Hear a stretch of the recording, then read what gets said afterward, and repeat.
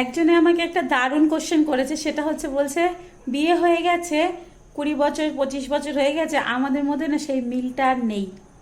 মিল কি করে থাকবে বলো তো? 20 বছর হয়ে গেছে, তোমার কাছে তোমার বউ ইউজ টু হয়ে গেছে, মিল কি করে থাকবে? তুমিও মিল করতে চাও না, তাই বউও মিল করতে চায় না। তুমি বউকে নিয়ে নতুন নতুন কিছু এক্সপ্লোরই করো না। এরকম হলে নতুন নতুন কিছু এক্সপ্লোর করতে হয়। কোথাও ঘুরতে চলে যাও, বউকে নিয়ে একটু ঘুরে আসো, নতুন নতুন কিছু ফ্যান্টাসি ট্রাই করো। দেখবে বউ ভাববে আরে বাহ, নতুন নতুন কত মজা লাগবে, তখন আলাদাই কিছু লেভেলের হয়ে যাবে। তখন তোমাকে এইসবের কথা ভাবতেই হবে না কি আমার বউদের সাথে তো আমার কোনো মিলই নেই। তখন তোমার বউই বলবে এই চলো তো আমরা এখানে যাই, এটা করি ওটা করি। তার জন্য তোমাকে তো আগে আসতে হবে, তাই না?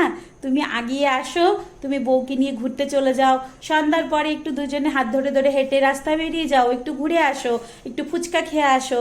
এরকম কিন্তু করলে না তোমাদের মধ্যে ভালোবাসা কখনোই কমবে না। না হলে কিন্তু ওই বিয়ের পরে 40 বছর 50 বছর একই বরের সাথে কিন্তু বোর হয়ে যাবা, আর একই বউয়ের সাথে কিন্তু বোর হয়ে যাবে। তাই এরকম কিছু কিছু ছোট ছোট ছোট ছোট ফ্যান্টাসি করো, ছোট ছোট ছোট ছোট এনজয় করো, যাতে তোমাদের সংসারটাও ভালো থাকে। আর তোমাদের কিন্তু মাইন্ডের মধ্যে এরকম হয় না যেন যে ধুস বাবা সেই একই জিনিস একই জিনিস। তাই নতুন নতুন কিছু ট্রাই করো। অনেক ফ্যান্টাসি আছে যেগুলো তোমরা ট্রাই করতে পারো। তো চলো কালকে একটা ফ্যান্টাসির ভিডিও দেবো।